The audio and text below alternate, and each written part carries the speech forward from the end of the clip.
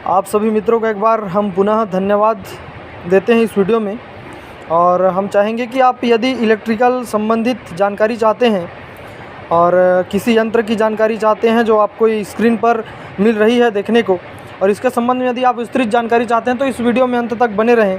आइए जानते हैं कि इसे क्या कहते हैं, किस नामों से जाना जाता है, इनका क्या क्या यूजेस है और ये किस प्रकार से वर्क करती है और हम इसे कहाँ कहाँ लगा सकते हैं। इसके संबंध में अधिक जानकारी के लिए हमारे बीच तो आज मैं आप सभी के रिक्वेस्ट पर और हमारे मित्रों के रिक्वेस्ट पर इस कॉन्ट्रैक्टर का रिव्यू करने जा रहा हूँ, इस कॉन्ट्रैक्टर के बारे में जानने के लिए। ठीक है, आज हम बताते हैं कि ये क्या होता है और क्यों इसका यूज़ किया जाता है और कहाँ पे इसका यूज़ करते हैं। ठीक है, तो इसका जो नाम है हम इसको कॉन्ट्रैक्टर के नाम से जानते हैं। ठीक है, इसका यूज़ हम स्टार्टरों में करते हैं। स्टार्टर का यूज़ मोटर को स्टार्ट करने के लिए किया जाता है और उस स्टार्टर में हम कॉन्ट्रैक्टर का यूज़ करते हैं। क्योंकि कॉन्ट्रैक्टर जो होता है वो एज अ स्विच ही कार्य करता है, ये पावर लाइन पे स्विच का कार्य करता है। और हम जो स्विच जो लगाते हैं वो नॉर्मली सिंगल फेस घरों में जो स्विच लगाते हैं उसको हम नॉर्मली ऑन ऑफ मैनुअली करते हैं। इसको ऑन ऑफ करने के लिए हमें रिले की रिक्वायरमेंट होती है, अर्थात हमको इसको रिले के थ्रू ऑन ऑफ करना होता है। तो स्टार्टर बनाने के लिए हम इसका यूज़ करते हैं। तो स्टार्टर में क्या क्या इक्विपमेंट होता है? स्टार्टर में इक्विपमेंट होता है OLR, रिले जिसको भी बोलते हैं, और ऑन ऑफ पुश बटन और कॉन्टैक्टर, है ना, ये सभी इसमें रिक्वायर्ड होती है। तो ये जो होती है इसमें हम 3 फेज़ की सप्लाई देते हैं और 3 फेज़ इसका आउटपुट है ये। तो ये जो आउटपुट जो टर्मिनल है वो 3 फेज़ मोटर के साथ कनेक्ट होता है और इनपुट जो टर्मिनल है वो लाइन के साथ कनेक्ट होता है।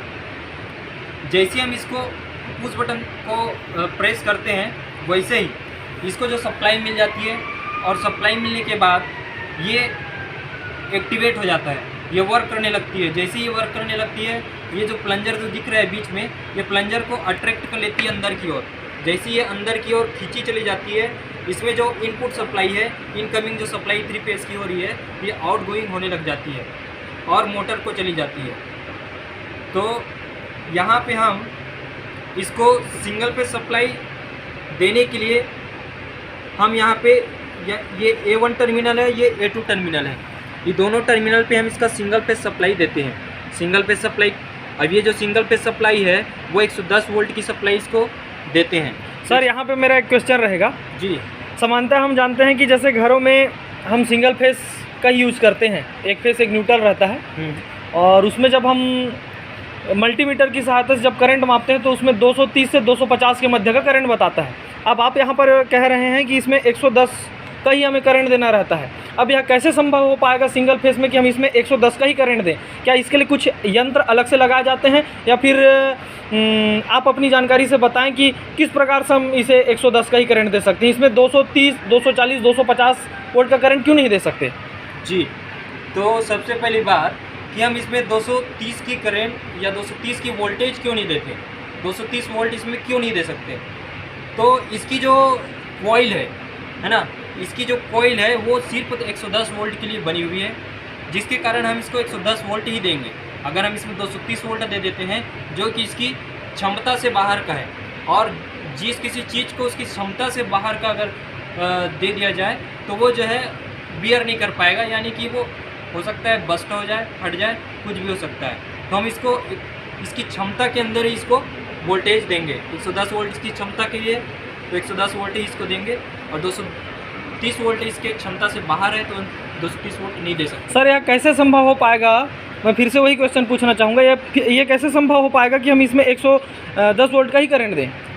अब इसको 110 वोल्ट का वोल्टेज देने के लिए हम यहाँ पे एक और यंत्र लगाने जा रहे हैं जिसको हम बोलते हैं ट्रांसफार्मर। ट्रांसफार्मर की सहायता से हम इसको 110 वोल्ट की सप्लाई दे सकते हैं। हमारे पास ट्रांसफार्मर आएगी जो 440 वोल्ट को 110 वोल्ट में स्टेप डाउन करेगी और उस 110 वोल्ट को हम यहाँ पे ला सकते हैं। तो हम ट्रांसफार्मर की सहायता से 110 वोल्ट की सप्लाई प्राप्त कर सकते हैं। और इसके संबंध में और बताइए सर, हमें और कुछ जानकारी जो हमारे दर्शक जो जानना चाहते हैं, मतलब और इसका यदि हम मोटर छोड़ के और किसी अन्य जगह पर यदि यूज करें तो कैसा होगा? जहाँ जहाँ पे कंट्रोल प्रोवाइड करना होता है पावर को, जहाँ पे हम पावर को कंट्रोल देते हैं वहाँ पे इस कंट्रोल डिवाइस का यूज़ किया जाता है ना। ये कंट्रोल डिवाइस ही है कॉन्टेक्टर। तो मोटर के अलावा और भी बहुत सारे जगहों पर इसका